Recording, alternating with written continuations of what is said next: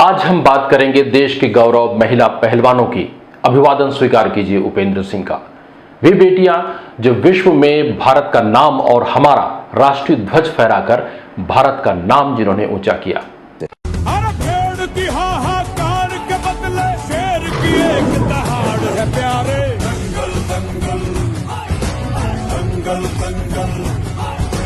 सूरज तेरा चढ़ता ढलता गर्दिश में करते हैं तारे।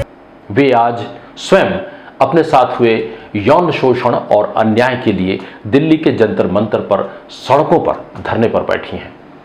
दूसरी तरफ जिसे उन देश की महिला पहलवान बेटियों का अभिभावक होना था, वो कुश्ती संघ का अध्यक्ष ब्रजभूषण शरण सिंह देश की इन बेटियों के विषय में अनाप शनाप बातें बोल रहा है। साथ ही बड़े ही ताज्जुब की बात है, इन देश की धरोहरों के लिए सरकार की तरफ से कोई सहायता या सहानुभूति नहीं मिली। हाँ, ये बात अलग है कि आज इन बहादुर पहलवान बेटियों के लिए पूरा देश आगे आकर खड़ा है। सवाल ये पैदा होता है कि जिस ब्रजभूषण शरण सिंह पर हत्या समेत 38 गंभीर केसेस दर्ज हैं, जिनमें 302 के यानी कि हत्या के केस भी हैं, जिनमें से एक हत्या के विषय में तो ब्रजभूषण शरण सिंह भरी सभा में मंच से स्वयं कहा था कि मैंने एक व्यक्ति को स्वयं अपने हाथों से मारा है, जो इतना बड़ा अपराधी है और जो खुलेआम घूम रहा है। साथ ही बेशर्मी की भी हद हो गई, जिस व्यक्ति पर यौन शोषण का आरोप लगा हो और वो खुलेआम कह रहा है, आप क्या सोचते हैं कि क्या मैं रोज शिलाजीत की रोटियां खाता हूं। उनकी इस प्रकार की बातों पर लोगों का कहना है, रोज नहीं तो खाता तो होगा ही। यहां पर यह बात स्पष्ट करना भी जरूरी है, कुछ तथाकथित पहुंच वाले लोग और स्वयं ब्रजभूषण शरण सिंह भी कहते नहीं थक रहे कि ये एक ही प्रदेश और एक ही समुदाय के खिलाड़ी पहलवान ही ऐसे आरोप लगा रहे हैं। भाई, यह तर्क ठीक नहीं।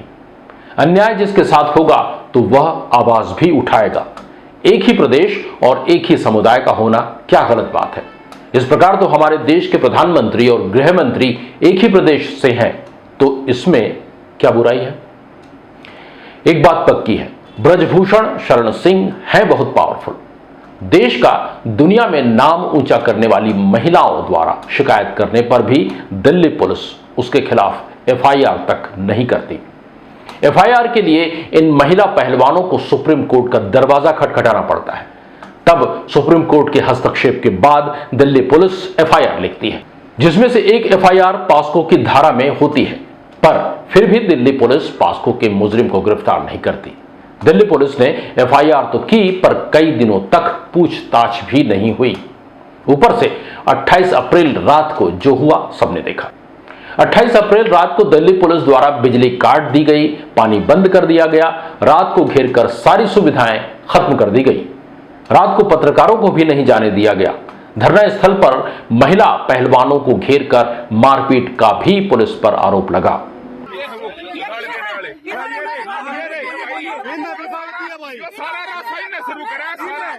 सारा झगड़ा इनका खड़ा है। धक्का मार रहा है मेरे को, सुनीता को, लड़कियों को धक्का मार रहा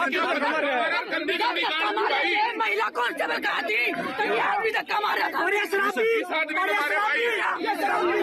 ये पुलिस वाला का शराबी था। मैं तब महिला कांस्टेबल कहा थी, तब उसने क्यों महिला कांस्टेबल आगे नहीं की, वो खुद को धक्के मारा था। उसको किसी ने परमिशन दे रखी है लड़कियों को ऐसे धक्के मारने की। कोई महिला पुलिस वाला नहीं था, कोई महिला पुलिस कर्मी उस टाइम वो खुद अकेले धक्का मारा था सबको।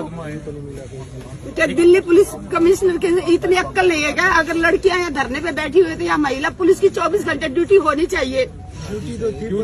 पुलिस तो प्रज्वल से भी ज्यादा खतरनाक हो रही है। ड्यूटी थी, लेकिन वो इधर ही बैठे थे, वो अपने आप अकेले थे।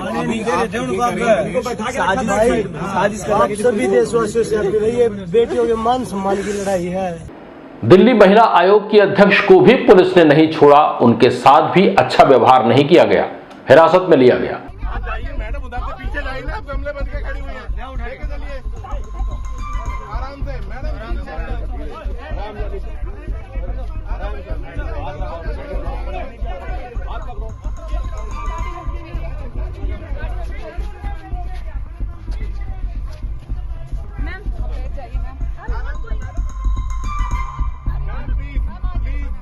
सुबह साक्षी मलिक की मां और परिवार को पहले मिलने नहीं दिया गया, फिर बाद में बड़ी जद्दोजहद के बाद परिवार के लोग अपने बच्चों से मिल पाए। सुबह होते होते देश की बेटियों के समर्थन में किसान, खाप पंचायत के लोग, वकील और सामाजिक कार्यकर्ताओं का जमावड़ा होना शुरू हो गया। दिल्ली में फिर एक बड़े आंदोलन की शुरुआत होती दिखी, पर देश के जिम्मेदारों के कान पर जू भी नहीं रहेगी। ब्रजभूषण शरण सिंह जो मानसिक रूप से सामंतवादी और मनुवादी आदमी है, सामंतवादी आदमी है, वो पुराना मनुवादी है जो पुराने विचारों से चल रहा है। दूसरा, वो इस इलाके का सबसे बड़ा गुंडा है, वो देश में 6 बार का सांसद है और उस इलाके में ऐसा बाहुबली 800 सांसद बैठते हैं संसद में, उनमें सबसे ज्यादा आपराधिक रिकॉर्ड उनका है। उन पर अगर कोई नकेल कर सकता है तो सीधे प्रधानमंत्री नकेल कर सकते हैं। नहीं उन चारों के कानों पर जिनका नाम ब्रजभूषण शरण सिंह ने लिया। ऊपर से खेल मंत्री अनुराग ठाकुर तो ब्रजभूषण सिंह को सपोर्ट करते देखे गए और महिला पहलवानों को सलाह देते और कहते दिखे कि जब उनकी सब मांगे पूरी हो रही है तब उन्हें अपना धरना आंदोलन खत्म कर देना चाहिए। ब्रजभूषण शरण सिंह ने इंडिया टीवी के पत्रकार और कैमरामैन की सरेआम बेइज्जती कर उन्हें भगा दिया। 2015 में ब्रजभूषण जी उन्होंने आरोप लगाया है कि आपने उनके साथ मिसबिहेव किया, आपने उनकी छाती पर हाथ मारा। एक ओलंपियन जेल में भी है, एक ओलंपियन जेल में भी है, रोकिए उनको, एक ओलंपियन जेल में भी है, एक ओलंपियन जेल में भी है, डबल मेडल है उसके पास। ओलंपियन होने का सर्टिफिकेट नहीं मिल जाता कि आप झूठ नहीं बोलते। ठीक है, ओलंपियन होने से आपको यह सर्टिफिकेट नहीं मिल जाता कि आप झूठ नहीं बोलते। ठीक है, तो आप कहिए कि वो झूठ बोल रही है, ये कहने से मैं कहां रोक रहा हूं आपको। ब्रजभूषण जी इससे क्या फायदा है? अब छोड़ो, नॉर्मल हो गया ना आपका, चलिए। ब्रजभूषण जी इस पर नाराज होने वाली क्या बात है? ये कैमरा बंद करिए। आप एफिडेविट आप कोर्ट करें तो ठीक है, हम एफिडेविट कोर्ट कर रहे हैं तो क्या दिक्कत है इसमें? ब्रजभूषण जी बंद कर जाइए। ब्रजभूषण जी किस बात पर उखड़ रहे हैं आप? हटाइए अपना दुकान, ये कैमरा बंद करिए, कैमरा बंद करिए। उसके बाद भी गोदी मीडिया के लोग गोड़ा की ओर दौड़े चले जाते रहे। गोड़ा ब्रजभूषण शरण सिंह का गांव है।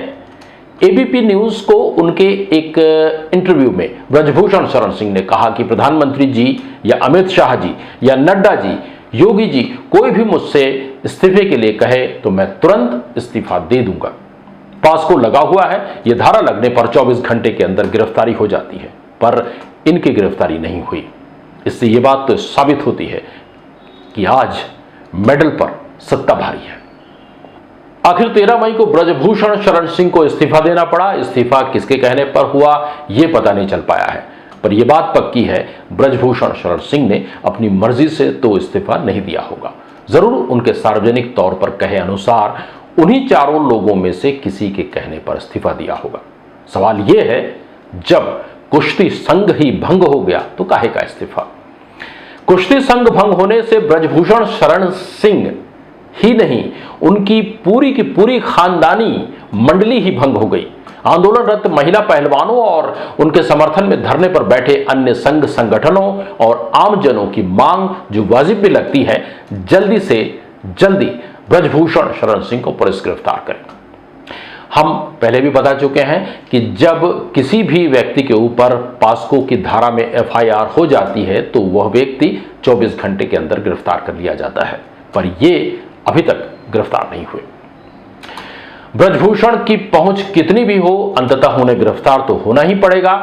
अभी पता चला है कि एक 6 सदस्यीय कमेटी इन पहलवान बेटियों की जांच कर रही है। जांच के 6 सदस्य पुरुष हैं जो उन महिलाओं को एक एक करके बुलाकर पूछताछ कर रहे हैं, जबकि होना तो यह चाहिए था कि जांच कमेटी में कम से कम 3 महिला सदस्य होनी चाहिए थी। देश के लोग देख रहे हैं कि ये नेता प्लस डॉन बॉस्को में गिरफ्तार कब होता है। द पोस्ट का ये एपिसोड आपको कैसा लगा? हालांकि इसमें कुछ अच्छा लगने वाली बात नहीं है। हमें कमेंट बॉक्स पर आपके कमेंट का इंतजार रहेगा। नमस्ते।